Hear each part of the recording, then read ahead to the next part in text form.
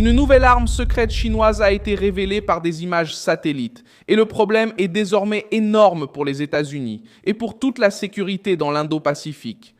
Ce mardi 5 mai 2026, la découverte a pris de l'ampleur après que deux grands aéronefs furtifs en forme d'ailes volantes et sans équipage sont apparus en même temps sur la base d'essai de Malang, au Xinjiang. Pékin teste de gigantesques drones à long rayon d'action, conçus pour voler à haute altitude pendant longtemps et faiblement détectables par radar. C'est un message fort. La Chine accélère la création d'un arsenal pour faire pression sur Taïwan et défier la présence américaine régionale. Je vais tout expliquer dans un instant, mais abonnez-vous pour rester informé avec des infos en temps réel et une qualité journalistique inégalée selon le standard de crédibilité de Wilson Alves. Les images diffusées montrent deux grands drones furtifs à l'extérieur des hangars sur la base de Malang. L'un d'eux a commencé à être appelé par les analystes le monstre de Malang en raison de sa taille et de sa forme. L'aéronef le plus grand aurait une envergure d'environ 173 pieds, soit presque la taille d'un bombardier B-2 Spirit des États-Unis. La deuxième aile volante aurait environ 137 pieds. Un drone ayant une forme similaire à celle d'un chasseur furtif est également apparu dans la zone, ainsi qu'un avion de transport I-20.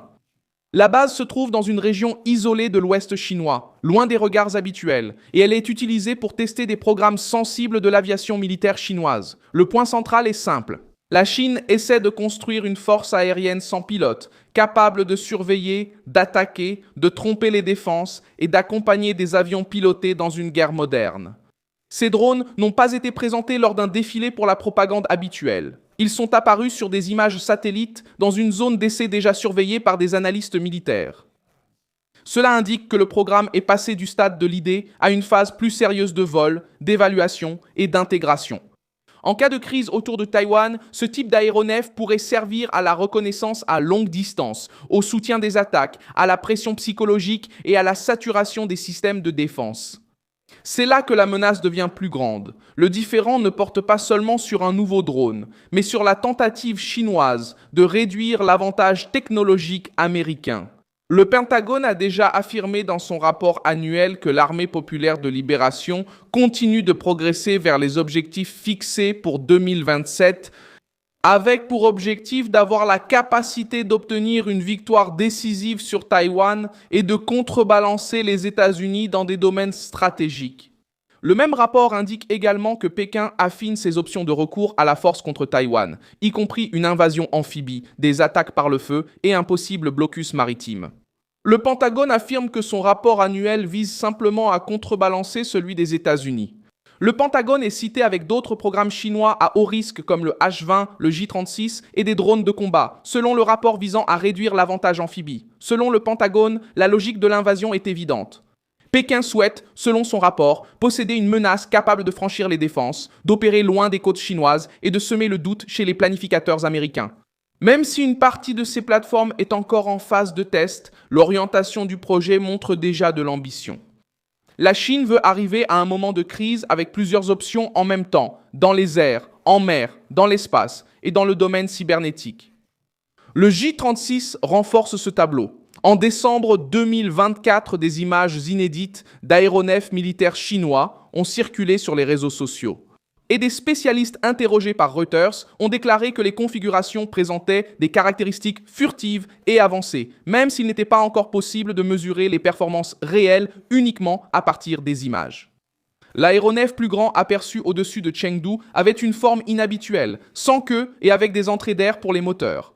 Ce détail est important car les avions sans queue sont plus difficiles à contrôler et nécessitent des systèmes avancés d'informatique de vol.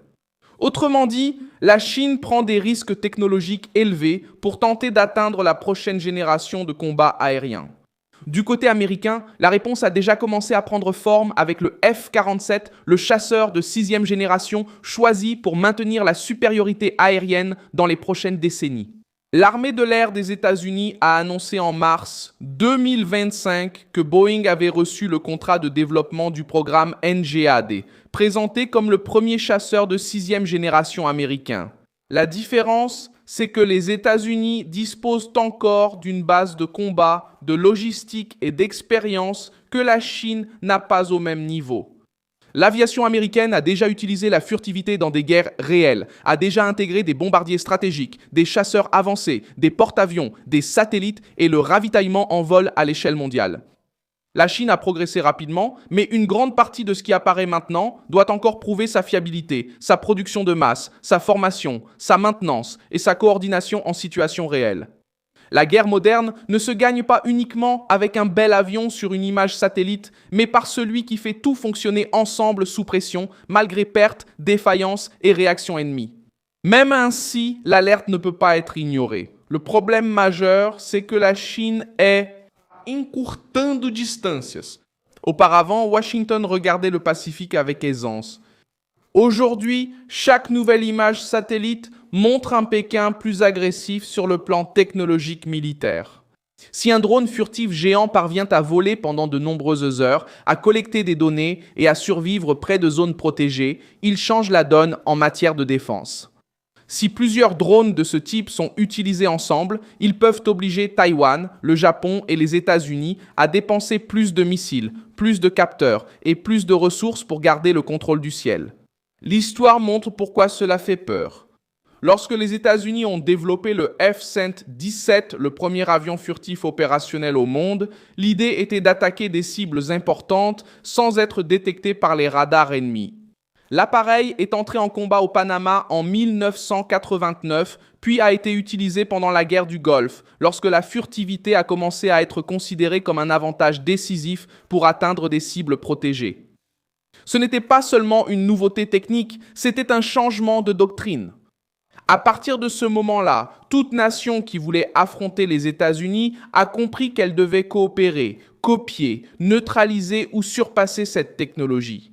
D'autres pays ont compris que les drones transforment la guerre sans recourir à des avions très coûteux. En Ukraine, les drones ont commencé à façonner la surveillance, l'attaque et la défense à plusieurs niveaux du champ de bataille. Reuters a récemment montré que Kiev a intensifié l'utilisation d'intercepteurs bon marché pour contrer les drones Shahed. Le coût, la vitesse et l'adaptation sont devenus des facteurs centraux. Au Moyen-Orient, l'Associated Press a rapporté que le Hezbollah a commencé à utiliser des drones guidés par fibre optique, une technologie observée dans la guerre en Ukraine, ce qui complique la tâche des systèmes traditionnels de brouillage électronique. Ces exemples prouvent que celui qui maîtrise les drones en premier oblige l'adversaire à rattraper son retard. C'est pourquoi la révélation à Malan ne doit pas être considérée comme une simple curiosité militaire. Taïwan reste sous pression, la marine chinoise se renforce, les exercices autour de l'île deviennent plus complexes et la compétition technologique avec les États-Unis s'intensifie. La question n'est plus de savoir si la Chine veut se préparer, elle s'y prépare déjà. La question est de savoir si ces armes seront prêtes avant qu'une véritable crise n'éclate et si Washington pourra conserver un avantage suffisant pour empêcher Pékin de finir par croire qu'il peut l'emporter. La Chine n'a pas publié de nombreux détails officiels sur ces appareils. Cela fait aussi partie du jeu. Le secret permet de dérouter les adversaires, de faire monter les attentes et de dissimuler les failles. Mais l'imagerie satellite réduit en partie ce silence. Elle révèle la taille, la présence, l'activité et le rythme. Si deux drones géants apparaissent en même temps à l'extérieur des hangars sur une base d'essai stratégique, cela suggère une avancée coordonnée. Ce n'est pas la preuve que l'arme est opérationnelle, mais cela montre que le projet existe sous forme physique, est en cours d'essai et mérite une attention immédiate. Le risque pour Taïwan est direct. En cas de blocus, d'attaque limitée ou de pression aérienne, des drones furtifs à longue portée pourraient aider à cartographier les défenses, à suivre les mouvements navals et à forcer l'île à révéler les positions des radars. Pour les États-Unis, le défi serait de protéger les bases, les porte-avions et les routes de renfort dans le Pacifique. Pour des alliés comme le Japon, la Corée du Sud, les Philippines et l'Australie, la préoccupation est que le champ de bataille ne soit plus lointain et qu'il implique désormais des réseaux de capteurs, des drones, des missiles et la guerre électronique dans toute la région. En même temps, la Chine fait face à ses propres limites. Tester un aéronef en environnement contrôlé, c'est une chose.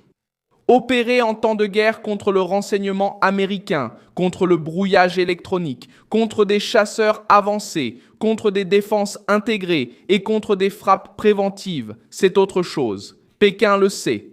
Le problème majeur ne réside pas seulement dans le drone aperçu par satellite. Il réside dans le rythme d'une Chine qui teste, dissimule, progresse et se prépare à une éventuelle crise à Taïwan. Pendant que les États-Unis doivent réagir rapidement pour maintenir la supériorité qui a toujours soutenu leur puissance dans le Pacifique. Je suis Milson Alves, internationaliste, et mon objectif est de vous tenir bien informé avec la vérité chaque jour. Les liens des actualités se trouvent dans la description de la vidéo. Laisse un like sur cette vidéo, abonne-toi à la chaîne et à la fin, jette un œil aux commentaires pour être encore plus impliqué dans la communauté Milson Alves.